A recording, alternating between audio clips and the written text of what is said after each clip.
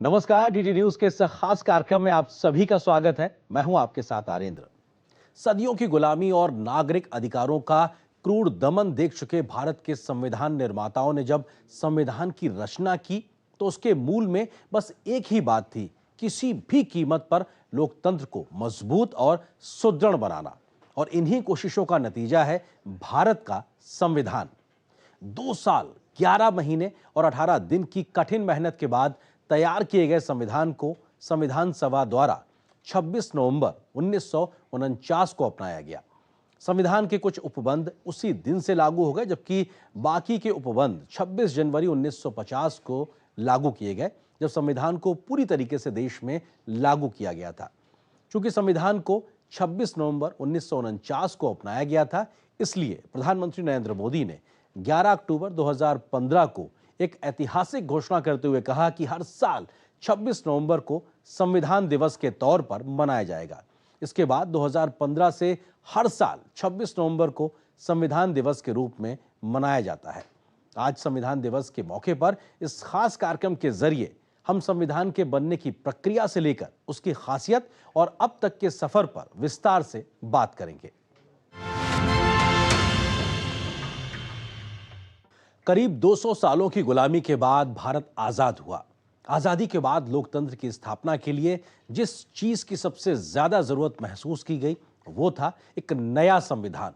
एक ऐसा संविधान जिसमें वो सारे प्रबंध हों जो देश के हर नागरिक के अधिकारों की न केवल रक्षा करें बल्कि लोकतंत्र के फलने फूलने का मार्ग भी सुनिश्चित करें। हालांकि इस संविधान के निर्माण की कहानी भी बेहद दिलचस्प है, जिसकी मांग आजादी के पहले से ही शुरू हो चुकी थी। आइए जानते हैं संविधान के निर्माण की कहानी।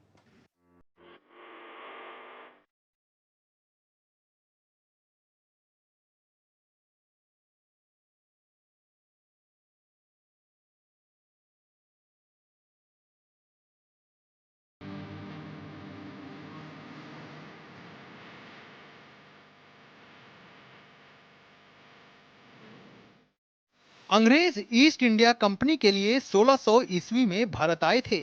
शुरू में व्यापारिक कामकाज तक सीमित रहने वाले अंग्रेजों ने 1765 में बंगाल, बिहार और उड़ीसा के राजस्व और दीवानी न्याय के अधिकारों पर भी कब्जा जमा लिया। 1857 के सिपाही विद्रोह के बाद तो ब्रितानी हुकूमत ने आधिकारिक तौर पर भारत का शासन अपने हाथों में ले लिया और यहीं से शुरू हुई असली आजादी की जद्दोजहद। लंबे संघर्ष के बाद 1930 आते आते देश में पूर्ण स्वराज की मांग जोर पकड़ चुकी थी। हालांकि भारत की संविधान सभा का निश्चित उल्लेख, जो भले ही इन शब्दों में या इस नाम में विशेष ना हो, पहली बार भारत शासन एक्ट 1919 के लागू होने के बाद 1922 में महात्मा गांधी ने किया था। इसके बाद अगस्त 1928 में भारत के संविधान के सिद्धांत निर्धारित करने के लिए मोतीलाल नेहरू की अध्यक्षता में एक समिति बनाई गई। 1934 में कांग्रेस कार्यकारिणी ने वयस्क मताधिकार के आधार पर निर्वाचित संविधान सभा द्वारा एक संविधान तैयार करने की मांग की। ये पहला मौका था जब संविधान सभा के लिए औपचारिक रूप से एक निश्चित मांग पेश की गई। इसके बाद 1936 में लखनऊ अधिवेशन में संविधान सभा द्वारा संविधान निर्माण की मांग की गई। 1938 में घोषणा की गई कि स्वतंत्र भारत के संविधान का निर्माण वयस्क मताधिकार के आधार पर चुनी गई संविधान सभा करेगी और इसमें कोई बाहरी हस्तक्षेप नहीं होगा। कांग्रेस की इस मांग को 1940 में ब्रिटिश सरकार ने मान लिया, जिसे अगस्त प्रस्ताव के नाम से जाना जाता है। दूसरा विश्व युद्ध आते आते ब्रिटिश हुकूमत पर भारतीय राष्ट्रीय आंदोलन का दबाव काफी बढ़ गया था। इस दबाव के चलते 1942 में ब्रिटिश सरकार ने कैबिनेट मंत्री सर स्टैफोर्ड क्रिप्स के नेतृत्व में एक मिशन भारत के स्वतंत्र संविधान के प्रारूप के प्रस्ताव के साथ भारत भेजा, लेकिन कांग्रेस समेत तमाम दलों ने क्रिप्स के प्रस्तावों को नकार दिया। आखिरकार 1946 में ब्रिटिश हुकूमत ने 3 सदस्यीय कैबिनेट मिशन भारत भेजा। इसमें lord Pethick Lawrence, sir Stafford Cripps और एवी अलेक्जेंडर शामिल थे। कैबिनेट मिशन ने मुस्लिम लीग की 2 संविधान सभाओं की मांग को खारिज कर दिया। कैबिनेट मिशन ने एक प्रस्ताव रखा था। इन्होंने कहा कि इंडिया का जो स्ट्रक्चर है, यूनियन होगा और प्रोविंसेस। तो यूनियन का मतलब है सारे जो ब्रिटिश प्रोविंसेस है, प्रोविंसेस मतलब स्टेट्स होता है, और वहाँ उस वक्त जो स्टेट्स कहा जाता था वो प्रिंसली स्टेट्स है, मतलब जो राजा महाराजाओं के जो रजवाड़े हैं वही थे, उसको स्टेट्स कहा जाता था। बाकी जो स्टेट्स से यूनाइटेड प्रोविंस वगैरह जो यूपी जैसे स्टेट्स थे वो उनको प्रोविंस ही कहते थे। तो यूनियन होगा, प्रोविंसेस और स्टेट्स, ये तो सब मिलकर के यूनियन बनेगा। तमाम भारतीय नेताओं से बातचीत और चर्चा करने के बाद कैबिनेट मिशन ने 16 जून 1946 को भारत के भावी संविधान के निर्माण के सिद्धांत और प्रक्रिया पर अपना प्रस्ताव पेश किया। आखिरकार कैबिनेट मिशन योजना के सुझाए प्रस्तावों के तहत जुलाई से अगस्त 1946 के बीच संविधान सभा की कुल 389 सीटों में से ब्रिटिश भारत के लिए आवंटित 296 सीटों पर चुनाव हुआ। इसमें भारतीय राष्ट्रीय कांग्रेस को 208, मुस्लिम लीग को 73 और छोटे समूहों और स्वतंत्र सदस्यों को 15 सीटें मिली। हालांकि देसी रियायतों को मिली 93 सीटें भर नहीं पाईं क्योंकि उन्होंने खुद को संविधान सभा से अलग रखने का निर्णय लिया था। इस तरह नवंबर 1946 में संविधान सभा का गठन हुआ, जिसमें महात्मा गांधी को छोड़कर उस वक्त राष्ट्रीय आंदोलन से जुड़ी करीब हर बड़ी शख्सियत शामिल थी। संविधान सभा की पहली बैठक 9 दिसंबर 1946 को हुई। मुस्लिम लीग ने अलग पाकिस्तान की मांग को लेकर बैठक का बहिष्कार किया, लिहाजा पहली बैठक में कुल 211 सदस्यों ने हिस्सा लिया। सभा के सबसे वरिष्ठ सदस्य डॉक्टर सच्चिदानंद सिन्हा को सभा का अस्थायी अध्यक्ष चुना गया। बाद में डॉक्टर राजेंद्र प्रसाद सभा के अध्यक्ष निर्वाचित हुए और डॉक्टर एच.सी. मुखर्जी और वी.टी. कृष्णमाचारी को सभा का उपाध्यक्ष निर्वाचित किया गया। 13 दिसंबर 1946 को पहली बार संविधान सभा के उद्देश्य सामने रखे गए। इन उद्देश्यों में ही दरअसल सभा का ढांचा और उसके कामकाज की झलक थी। इस प्रस्ताव को 22 जनवरी 1947 को सर्वसम्मति से स्वीकार कर लिया गया। बी.एन. राव द्वारा किए गए संविधान के प्रारूप पर विचार विमर्श करने के लिए संविधान सभा ने 29 अगस्त 1947 को एक संकल्प पारित करके प्रारूप समिति का गठन किया, जिसका अध्यक्ष डॉक्टर भीमराव अंबेडकर को चुना गया। इस समिति में अंबेडकर के अलावा 6 और सदस्य थे। संविधान बनाना एक पार्ट था और उसके अलावा उन्होंने और भी बहुत सारे महत्वपूर्ण काम किए।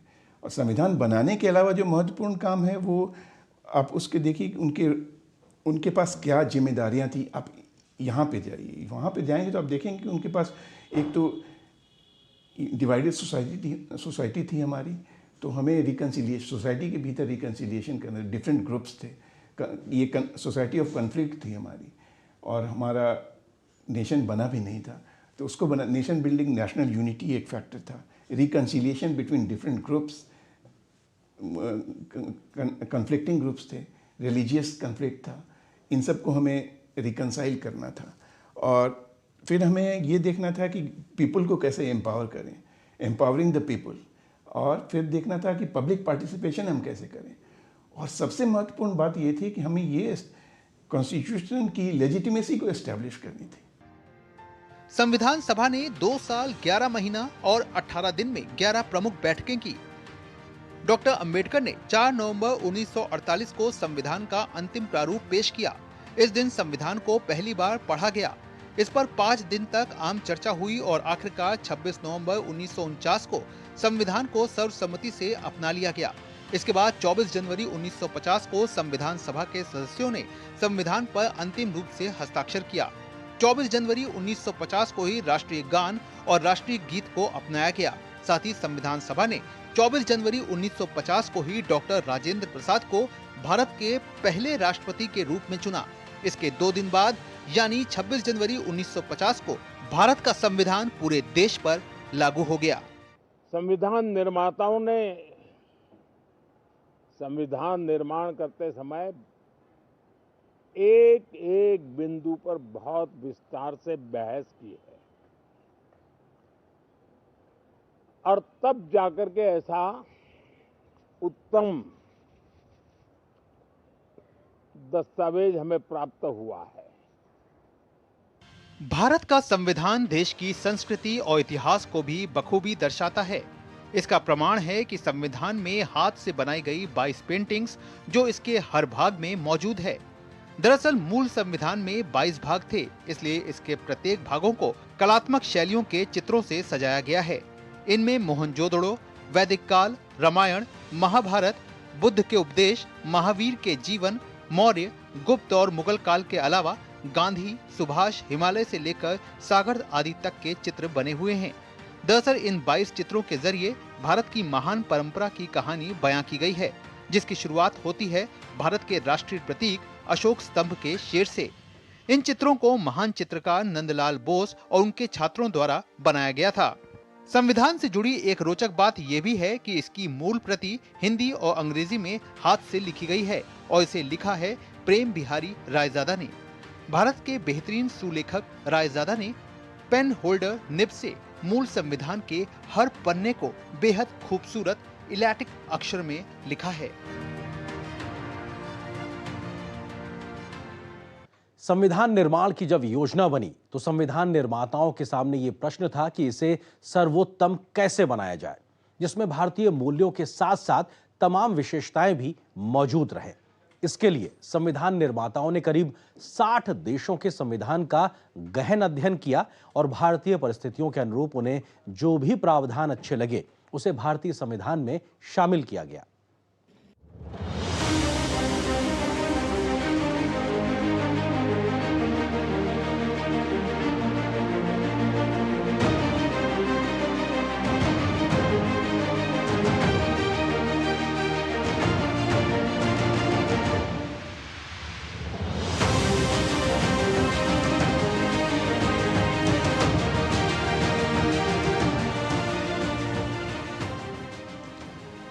संविधान निर्माण के लिए संविधान सभा की बैठक शुरू होने के साथ ही सबसे बड़ी दिक्कत ये थी कि भारत की विविधता, संस्कृति, भाषाओं और बोलियों को कैसे इसमें समाहित किया जाए ताकि सब संतुष्ट भी हों और कोई विवाद न हो। और इसके लिए संविधान सभा में तमाम विषयों पर लंबी चर्चाएं हुई। इसके लिए भारतीय संविधान निर्माताओं ने कई देशों के संविधानों का अध्ययन किया और उनकी अच्छाइयों को संविधान में शामिल किया। हालांकि संविधान का मूल प्रारूप भारत सरकार अधिनियम 1935 ही रहा। इसमें से करीब 250 अनुच्छेद सीधे सीधे या थोड़े बहुत बदलाव के साथ लिए गए। इस अधिनियम से जो चीजें संविधान में ली गई उसमें द्वैध शासन की स्थापना, संघीय व्यवस्था, अलग प्रांतीय सरकार का प्रावधान, राज्यपाल का कार्यकाल, संघीय न्यायालय, संसद की सर्वोच्चता और संसद में द्विसदन व्यवस्था, लोक सेवा आयोग, प्रशासनिक विवरण और आपातकालीन उपबंध शामिल हैं। हमने ये संसदीय प्रणाली अपनाई है और संसदीय संप्रभुता माने द पार्लियामेंट इज सुप्रीम, ये इसमें दिखाया गया है। और ये जो पार्लियामेंट्री सिस्टम है ये यूनाइटेड किंगडम से बोरो किया गया है। इसके बाद एक और जो यूनिक चीज़ है वो नीति निर्देशक कुछ सिद्धांत हैं जिसको कि directive principles of state policy बोलते हैं। इसमें कोई ऐसी चीज़ें हैं जो कि ध्यान में रखते हुए ही गवर्नमेंट अपने नियम कानून बनाती है और जो पार्लियामेंट है वो जब कानून बनाती है तो भी इनको ध्यान में रखती है। इसके साथ ही ब्रिटिश संविधान से संसदीय शासन प्रणाली, एकल नागरिकता, कानून बनाने की प्रक्रिया, विधि का शासन, मंत्रिमंडल प्रणाली, परमाधिकार लेख और संसदीय विशेषाधिकार लिया गया।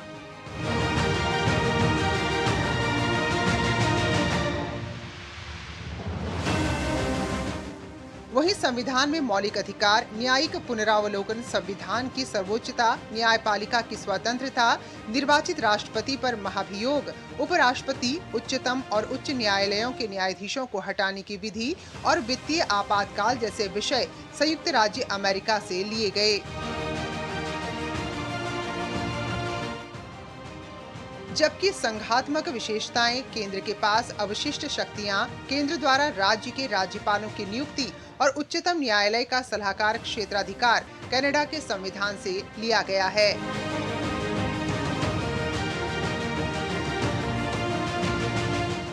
जो जो last government of India act बना था, गवर्नमेंट ऑफ इंडिया एक्ट 1935, उसके तमाम प्राविधान जो थे वो हमारे कॉन्स्टिट्यूशन में भी आ गए। और एक बड़ा यूनिक प्रोविज़न जो वहाँ से निकाल के अपने संविधान में रखा गया, वो है अपने जो प्रेसिडेंट हैं, राष्ट्रपति हैं, उनको अधिकार दिया गया है कि वो अध्यादेश जारी करें, ऑर्डिनेंस जारी करें। इट इज़ समथिंग लाइक कि लेजिस्लेशन बाय द एग्जीक्यूटिव। ज़्यादातर तो लेजिस्लेशन जो है वो पार्लियामेंट का अधिकार है, लेकिन हमारे जो संविधान है इसमें ये भी प्रोविज़न है कि the executive, that is the president, वो भी कानून बना सकते हैं, लेकिन हाँ उसका अप्रूवल बाद में संसद से लेना पड़ता है। इसके अलावा संविधान के नीति निर्देशक सिद्धांत, राष्ट्रपति के चुनाव की विधि, राष्ट्रपति द्वारा राज्यसभा में विशिष्ट व्यक्तियों का नामांकन आयरलैंड के संविधान से, और समवर्ती सूची, केंद्र और राज्य के बीच संबंध और उनकी शक्तियों का विभाजन, व्यापार, वाणिज्य और समागम की स्वतंत्रता, संसद के दोनों सदनों की संयुक्त बैठक ऑस्ट्रेलिया के संविधान से लिए गए, जबकि आपातकाल के दौरान मौलिक अधिकारों का निलंबन जर्मनी के संविधान से लिया गया।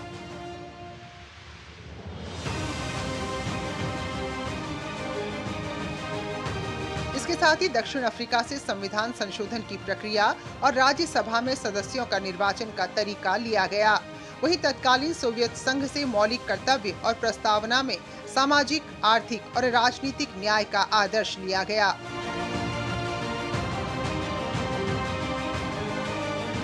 इसके अलावा विधि द्वारा स्थापित प्रक्रिया जापान से, जबकि गणतंत्रात्मक स्वरूप और प्रस्तावना में स्वतंत्रता, समानता और बंधुता का आदर्श फ्रांस के संविधान से लिए गए। तो इस तरह दुनिया के कई देशों के संविधान से प्रेरणा लेने के बाद जब हमारा संविधान बना तो इसमें 22 भाग, 8 अनुसूचियां और 395 अनुच्छेद थे और ये दुनिया का सबसे बड़ा लिखित संविधान था। भारत के संविधान की एक बड़ी खासियत यह भी है कि इसके लागू होने के बाद से न केवल लोकतंत्र की जड़ें मजबूत हुई, बल्कि केंद्र और राज्य के साथ स्थानीय स्वशासन का रास्ता भी साफ हुआ है। आखिर हमारा संविधान दुनिया में अनोखा क्यों है और करीब 60 देशों के संविधान का अध्ययन के बाद तैयार किया गया हमारा संविधान दुनिया में सबसे बेहतरीन क्यों है, आइए जानते हैं इस रिपोर्ट में।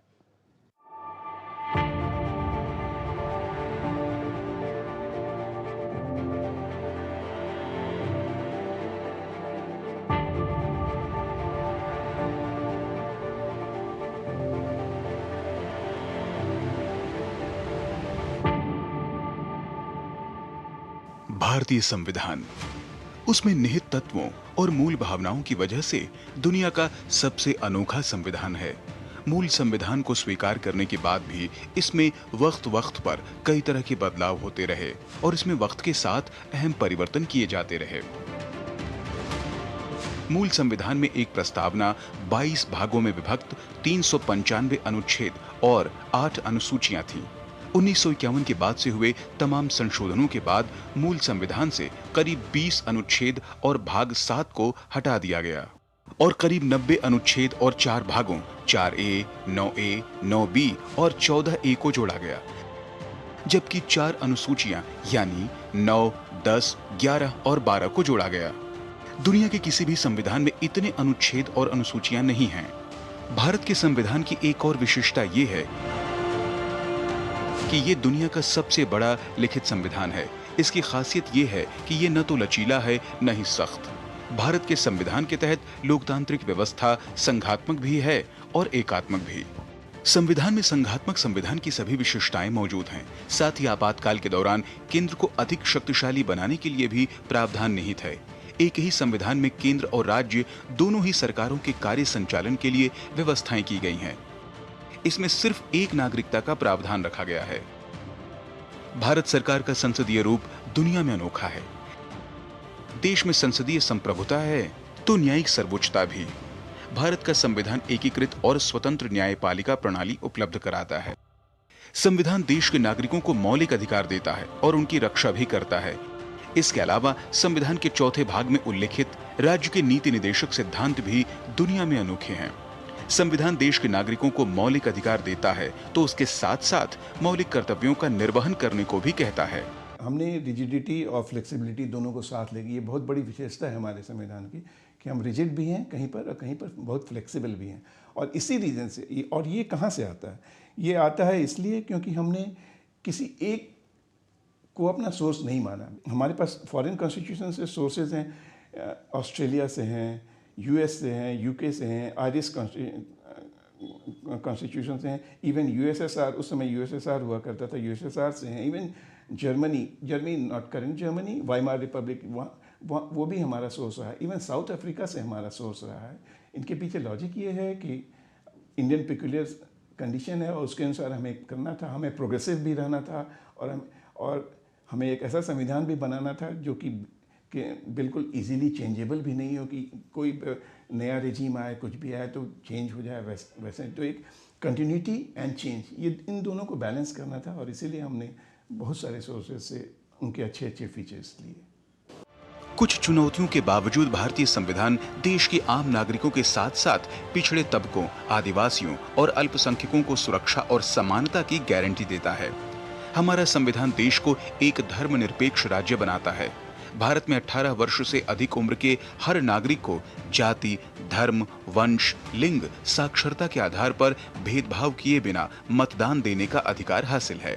और ये संविधान लागू होने के साथ ही सभी को एक साथ हासिल हुआ, जो भारतीय संविधान की खास विशेषता है।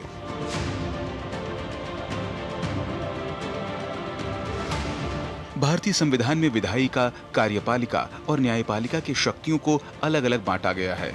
इसके अलावा संविधान में निर्वाचन आयोग, नियंत्रक और महालेखाकार, संघ लोक सेवा आयोग जैसे स्वतंत्र निकाय की भी व्यवस्था है, जो लोकतांत्रिक तंत्र के अहम स्तंभों की तरह काम करते हैं। इसके अलावा मूल रूप से 2 स्तरीय यानी केंद्र और राज्य सरकारों के अलावा 73वें और 74वें संविधान संशोधन के बाद संविधान में 3 स्तरीय स्थानीय सरकार का प्रावधान है। यह हमारे संविधान की अहमियत को और बढ़ा देता है। संविधान में देश की संप्रभुता, सुरक्षा, एकता और अखंडता को बनाए रखने के लिए भी विशेष प्रबंध किए गए हैं। इस तरह भारत का संविधान जमीनी स्तर पर लोकतंत्र को मजबूत करने, मौलिक अधिकारों की रक्षा करने और सत्ता के विकेंद्रीकरण को सुनिश्चित करने के काम को बखूबी अंजाम देता है। हमारे संविधान की एक खासियत यह भी है कि इसमें समय और जरूरत के हिसाब से संशोधन का प्रावधान भी किया गया है। कई मामलों में यह संशोधन आसान होता है तो कई मामलों में काफी जटिल। दरअसल संविधान सभा में संविधान संशोधन की प्रक्रिया और संसद के समक्ष न्यायपालिका की शक्ति को लेकर काफी चर्चा हुई और आखिर में संविधान संशोधन की साधारण और जटिल प्रक्रियाओं के मिश्रण को ही अपनाया गया।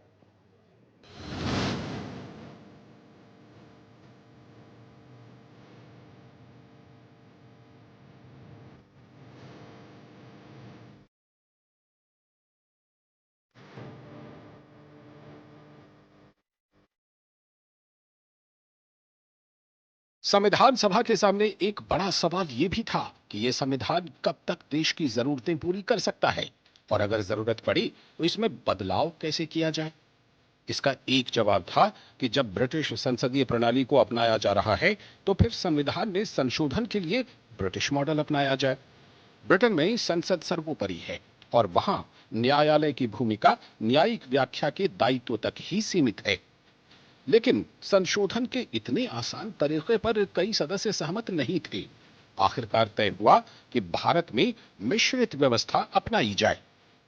भारतीय व्यवस्था में ना तो ब्रिटिश मॉडल जैसा लचीलापन है, ना अमेरिका और ऑस्ट्रेलिया जैसी सख्त प्रक्रिया। संविधान सभा ने विधि द्वारा स्थापित प्रक्रिया के सिद्धांत को अपनाया। संघीय व्यवस्थाओं में न्यायालय केवल विधि और कार्यपालिका के आदेशों की ही समीक्षा करता है, लेकिन भारत के सर्वोच्च न्यायालय को संविधान संशोधनों की भी समीक्षा का अधिकार दिया गया है। संविधान के भाग 20 में अनुच्छेद 368 के तहत संविधान संशोधन से संबंधित प्रक्रिया का वर्णन किया गया। संशोधन की प्रक्रिया के लिहाज से संविधान के अनुच्छेदों को 3 भागों में विभाजित किया जा सकता है। पहले वो जिसे संसद में साधारण बहुमत से संशोधित किया जा सकता है। दूसरे वो अनुच्छेद जिन्हें संसद में 2/3 बहुमत से संशोधित किया जा सकता है और तीसरे वो जिन्हें संसद में 2/3 बहुमत के साथ कम से कम आधे राज्यों के विधान मंडलों के संकल्प से स्वीकृत किया जा सके। संविधान संशोधन विधेयक पारित करने की प्रक्रिया साधारण विधेयकों के पारित करने की प्रक्रिया से अलग रखी गई है। अनुच्छेद 108 के तहत किसी भी विधेयक को पारित करने के संबंध में दोनों सदनों के बीच गतिरोध को दूर करने के लिए दोनों सदनों का संयुक्त अधिवेशन बुलाए जाने का प्रावधान है। यह प्रावधान संविधान के संशोधनों संबंधी विधेयकों पर लागू नहीं होता। इससे जुड़ी पूरी प्रक्रिया संविधान संशोधन का उल्लेख अनुच्छेद 368(2) में बताई गई है। भारत के संविधान में 100 से भी ज्यादा संशोधन हो चुके हैं। 2023 में 106वां संविधान संशोधन अधिनियम पारित किया गया, जिसके तहत लोकसभा और राज्य विधानसभाओं में महिलाओं को 33% आरक्षण प्रदान करने का प्रावधान है।